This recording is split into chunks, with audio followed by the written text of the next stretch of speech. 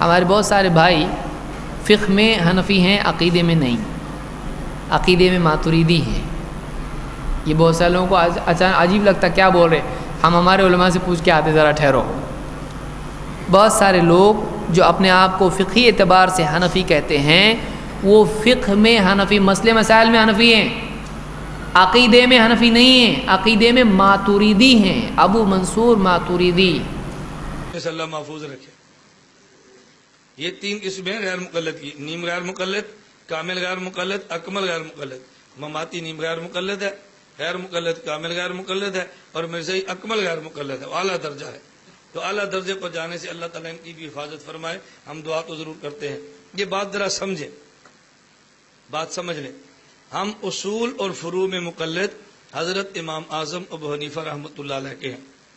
حضرت امام اعظم ابو حنیفہ رحمۃ اللہ علیہ کا پہلا کام علم الکلام کا ہے، اور پھر کام علم الفقہ کا ہے۔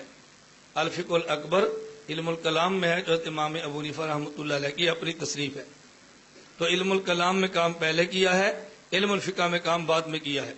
یہ جو ہمارے یہاں معروف ہے، ہم ابو منصور ماتریدی، اور یہ ان کے جو ابو الحسن اشعری کے مقلد ہیں، اس کا مطلب کیا ہے؟ اس کا مطلب یہ نہیں ہے ہم عقائد میں ان کی تقلید کرتے ہیں۔ جن دنوں میں اعتزال کا عروج تھا، معتزلہ کی بہت عروج پہ تھے، ابو الحسن اشعری رحمۃ اللہ علیہ نے اس وقت معتزلہ کی تردید کی ہے بڑے دلائل کے ساتھ۔ تو ہم ابو الحسن اشعری اور ابو منصور ماتریدی، ان کا جو باہمی اختلاف ہے، یہ نزاع لفظی ہے، نزاع حقیقی نہیں ہے، اور 30 یا 33 مسائل میں ٹوٹل اختلاف ہے، زیادہ ان کا اختلاف بھی نہیں ہے۔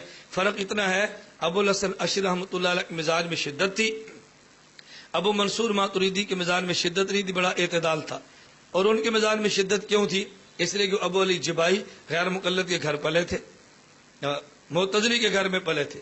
امام ابو الحسن اشعری رحمۃ اللہ علیہ کے جو والد تھے وہ فوت ہو گئے، ان کی والدہ محترمہ نے نکاح کیا ابو علی جبائی سے۔ ابو علی جبائی اس وقت معتزلہ کا لیڈر اور امام تھا۔ تو حضرت امام ابو الحسن اشعری رحمۃ اللہ علیہ بچے تھے، ابو علی جبائی کے گھر میں گئے، اسی گھر میں تربیت پائی، اسی ماحول کو دیکھا، اعتزال کو پڑھا، معتزلہ کا مذہب اختیار کیا، لیکن اللہ کریم نے ان کو ہدایت عطا فرمائی، کافی دن تک مراقب رہے اور سوچتے رہے۔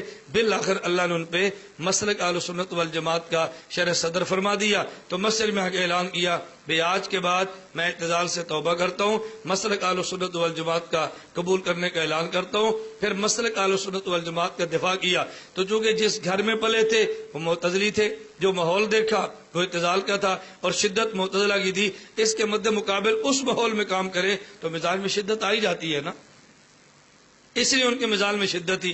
اور ابو منصور ماتریدی کا ماحول یہ نہیں تھا، اس لیے ان کے مزاج کے اندر شدت نہیں تھی، نہایت مزاج کے اندر اعتدال تھا۔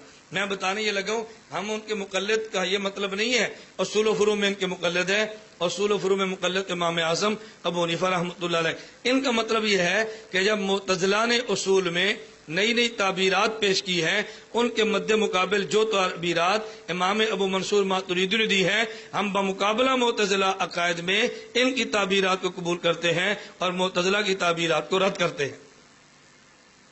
ان کی تقلید بمقابلہ امام اعظم ابو حنیفہ نہیں ہے، ان کی تقلید بمقابلہ معتزلہ ہے، کہ عقائد میں کچھ تعبیرات معتزلہ کی ہیں اور کچھ تعبیرات ان کی ہیں۔ ہم ان کی تعبیرات کو لیتے ہیں اور معتزلہ کی تعبیرات کو رد کرتے ہیں۔ یہ بالکل ایسی ہے کہ جیسے ہم خود کو دیوبندی کہتے ہیں، بریلوی نہیں کہتے۔ اب اس کا معنی یہ نہیں ہے ہم علماء دیوبند کے مقلد ہیں اور امام ابو حنیفہ کے مقلد نہیں ہیں، بلکہ جب اہل بدعت نے نئی نئی بدعات رواج دی ہیں اور فقہ حنفی کو توڑ موڑ کے پیش کیا ہے، ہم نے اس وقت کہا بھئی ان مسائل میں جو تشریحات اور توضیحات علماء دیوبند کی ہیں ہم وہ مانتے ہیں، جو علماء بریلوی کی ہم وہ نہیں مانتے۔ تو یہ بمقابلہ بریلوی علماء ہے، بمقابلہ امام اعظم ابو حنیفہ نہیں ہے۔ اسی طرح امام ابو منصور ماتریدی، امام ابو الحسن اشعری رحمہ اللہ، ہم جو ان کی بات مانتے ہیں وہ بمقابلہ امام اعظم نہیں بلکہ بمقابلہ معتزلہ کے ہیں۔